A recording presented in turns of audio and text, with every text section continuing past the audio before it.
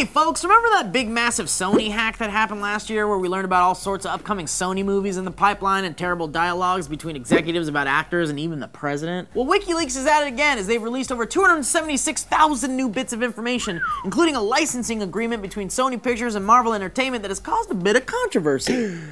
The agreement outlines mandatory character traits for Peter Parker, aka Spider-Man, saying basically that there can never be a female, black, or gay Peter Parker. Now, before we all collectively get all uppity, Peter Parker is a fictional character. He is not real, and Marvel owns that character so they can do whatever they want with the character, including limit how he's portrayed. And to be absolutely clear, this is in reference to Peter Parker, not Spider-Man. As you may or may not know, there is a black Spider-Man, his name is Miles Morales, and there's a whole bunch of Spider-Women, even a Spider-Gwen Stacy.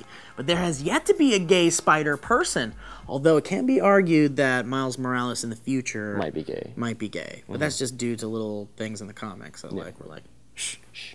And Andrew Garfield did bring up that there shouldn't be an issue with Spider-Man exploring his sexuality as a teenager, so that's kind of the closest we've ever gotten to a potential gay Spider-Man in the comics.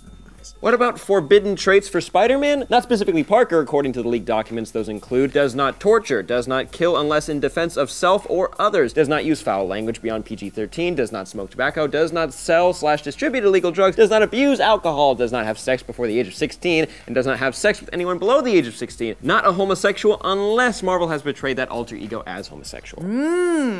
Okay, so that's something. Spider-Man can't be gay unless Marvel writes him that way first. In some ways, I get it. Marvel is trying to protect a sensitive intellectual property by making him as universally accessible as possible.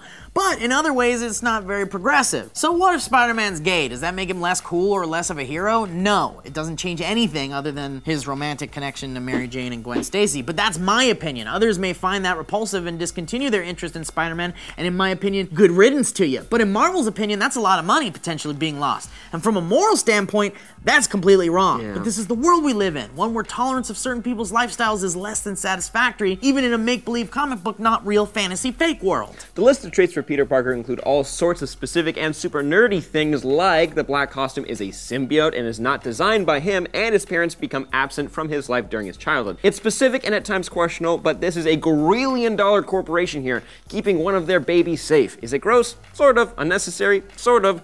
But what are you gonna do, huh? So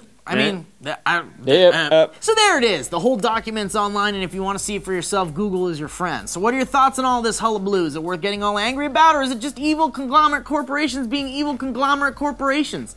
Let us know in the comments. I'm Steve Zaragoza. I'm Sam Basher. What are your thoughts, Sam? It's kind of gross. Yeah, it's a little gross. I mean, it's just gross because it's like a document that's like, this is what it has to be.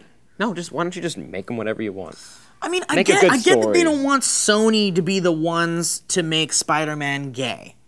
Marvel wants to be the ones to do that when they eventually do it. That's selfish. I mean, it's their character, though.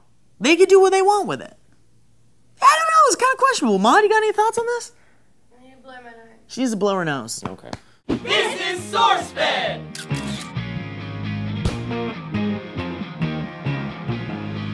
Spider-Gwen issue #1 was released yesterday, and everyone shouted in a perplexed sense of wonder, Yeah! Didn't that girl die like 20 times in the comics? Yeah, right. More than 25,000 Spider-Man costumes have been recalled due to fears of catastrophic explosion.